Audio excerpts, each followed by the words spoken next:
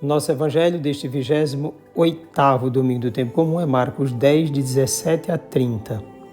Naquele tempo, quando Jesus saiu a caminhar, veio alguém correndo.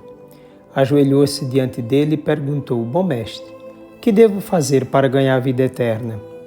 Jesus disse: Por que me chamas de bom? Só Deus é bom e mais ninguém. Tu conheces os mandamentos: não matarás, não cometerás adultério, não roubarás, não levantarás falso testemunho, não prejudicarás ninguém, honra teu pai e tua mãe. Ele respondeu: Mestre, tudo isso tenho observado desde a minha juventude. Jesus olhou para ele com amor e disse: Só uma coisa te falta. Vai, vende tudo o que tens, dá aos pobres e terás um tesouro no céu. Depois vem e segue-me. Mas quando ele ouviu isso, ficou abatido e foi embora, cheio de tristeza, porque era muito rico. Jesus então olhou ao redor e disse aos seus discípulos: Como é difícil para os ricos entrar no reino de Deus. Os discípulos se admiravam com estas palavras, mas ele disse de novo: Meus filhos, como é difícil entrar no reino de Deus. É mais fácil um camelo passar pelo buraco de uma agulha do que um rico entrar no reino de Deus. Eles ficaram muito espantados ao ouvirem isso e perguntavam uns aos outros: Então quem pode ser salvo? Jesus olhou para eles e disse: Para os homens isso é impossível, mas não para Deus. Para Deus tudo é possível. Pedro então começou a dizer-lhe: Eis que nós deixamos tudo e te seguimos.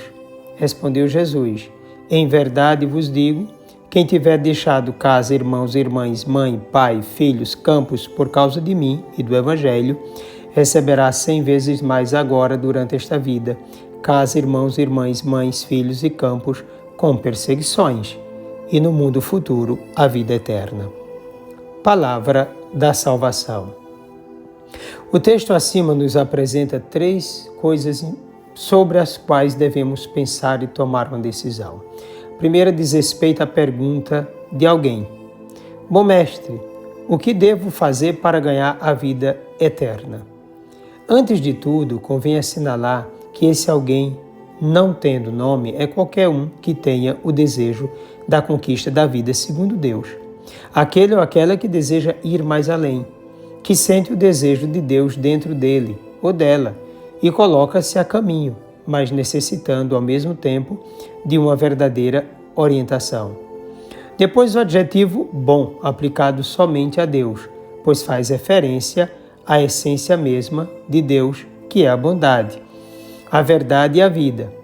As coisas e as pessoas podem ser vistas como boas, mas na relação com o Criador, que é o bom, e que por isso mesmo faz tudo de modo bom ou muito bom. Jesus não nega a si mesmo tal adjetivo, uma vez que ele mesmo se denomina bom pastor. Em seguida, o termo mestre, usado aqui com a finalidade de revelar a verdadeira estrada da salvação. Nesse caso, ao chamar Jesus de bom mestre, o texto aponta para a sua condição divina, inclusive com o gesto do ajoelhar-se desse alguém. O segundo ponto é das exigências para se tornar um discípulo de Jesus. Necessário se faz a prática dos mandamentos do Senhor. Convém observar que o acento não cai sobre questões sociais, isto é, sobre a prática da lei de Deus em vista da boa convivência e estruturação social. A pergunta é precisa: o que devo fazer para conquistar a vida eterna? Além disso, um outro detalhe é que o texto não cita os mandamentos referentes a Deus, mas tão somente ao próximo. Isso não quer dizer que Jesus está abandonando alguns mandamentos, mas agindo de tal forma como se quisesse dizer que os mandamentos ligados a Deus só podem ser vividos se seus discípulos colocarem em prática o bem do próximo. Voltar-se para Deus negligenciando o próximo é falsa religião. É subjetivismo, individualismo e também fanatismo, esse montão de ismo. No amor ao próximo, revelamos o amor por Deus simultaneamente. Os discípulos necessitam voltar-se para o Senhor, não somente pela fé, mas também de modo preciso, por meio do exercício da caridade e da defesa da vida. Num todo de vida dedicada, encontram-se em características como disponibilidade, solidariedade e fraternidade, virtudes indispensáveis na vida de fé. Jesus olhou para ele com amor. Esse olhar amoroso talvez esteja ligado ao fato de esse alguém estar cumprindo os mandamentos da lei de Deus. Isso aponta para aqueles que, antes de tudo, devem colocar o que é de Deus em primeiro lugar, aderir à vontade do Senhor, fazer o que Ele pede. Assim devem proceder todos os discípulos e aqueles que se tornarão também discípulos de Jesus.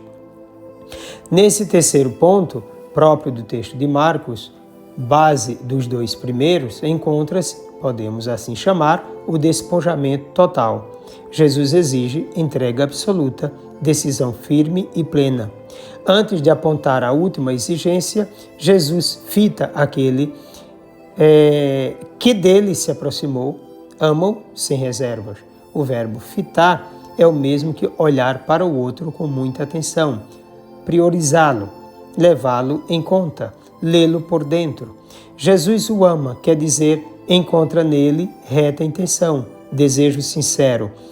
O contrário dos fariseus hipócritas, vontade de vitória, justiça perante a lei, Jesus se encontra nele. Pois trata-se de um judeu autêntico, mas ao mesmo tempo percebe sua fraqueza. É nesse momento que Jesus manifesta sua exigência mais profunda, quando diz: vai, vende o que tens e dá aos pobres, e terás um tesouro no céu. Depois vem e segue-me. O que Jesus quer ultrapassa a lógica do mundo, nem parece desse mundo. É algo absolutamente inusitado na história. É o mesmo que ele exige para seus discípulos. Importante salientar que Jesus mesmo, conhecendo as fraquezas do outro, não o abandona em seu coração. Não julga, mas o ama. Ou seja, o modo de evangelizar, de realizar a missão salvífica, só pode acontecer quando o amor estiver no centro, fazendo a ligação entre um e outro. A palavra anunciada não chegará ao coração do outro se não for conduzida pelo amor, necessário na missão evangelizadora. Se o outro não der ouvidos ao anúncio feito, pelo menos guardará em sua mente a forma amorosa da ação de quem a ele proclamou a palavra, e isso contará no seu futuro.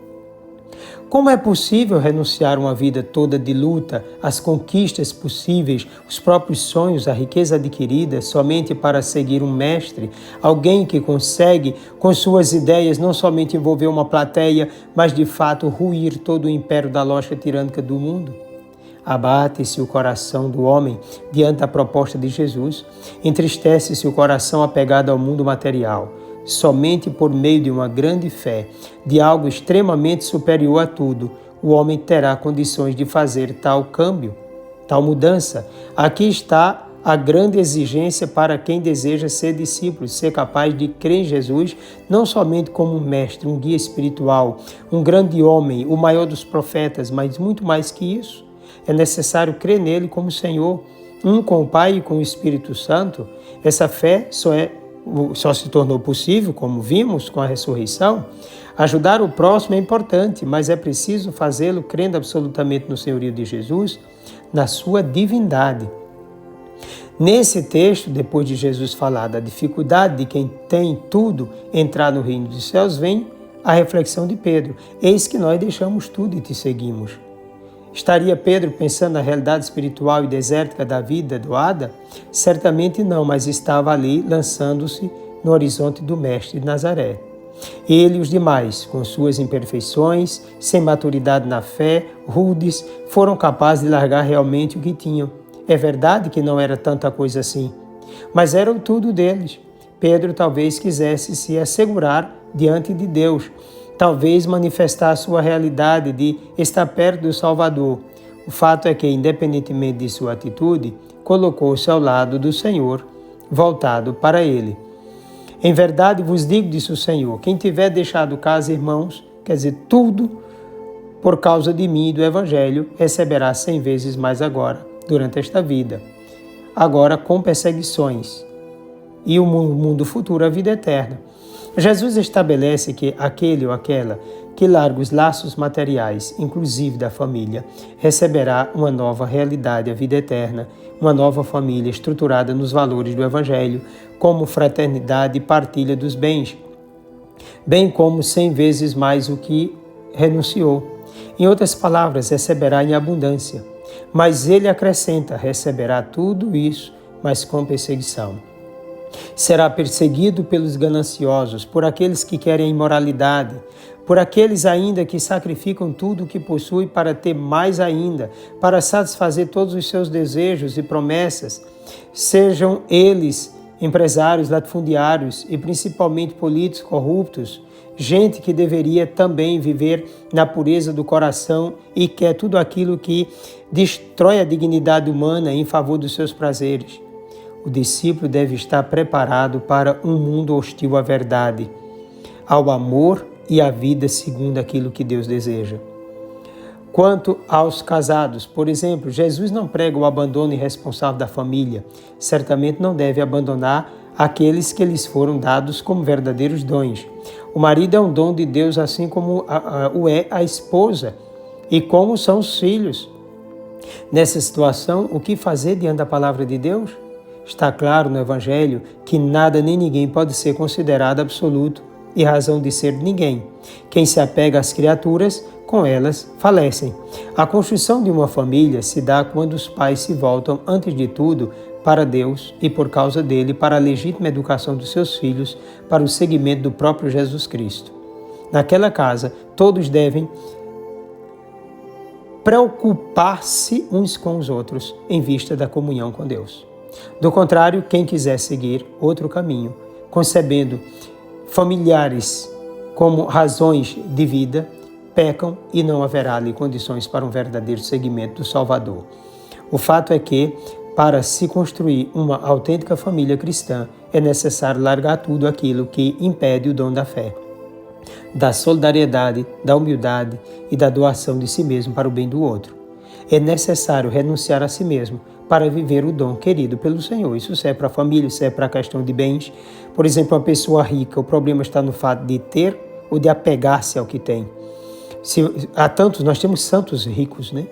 E também familiares. A questão não está em ter família ou não ter família, mas saber que tudo isso deve estar colocado em vista do Senhor. Nas renúncias citadas por Jesus, ele introduz também o Pai, mas ao receber 100 vezes mais, não cita novamente o Pai terreno. Certamente a maior riqueza para quem o segue é a conquista da comunhão com o seu Pai, o Pai eterno, o Pai da nova família. Aquele que é pai ao criar, ao educar na verdade e na esperança e, acima de tudo, ao amar até o ponto de entregar o Filho eterno como vítima de expiação pelo bem de todos.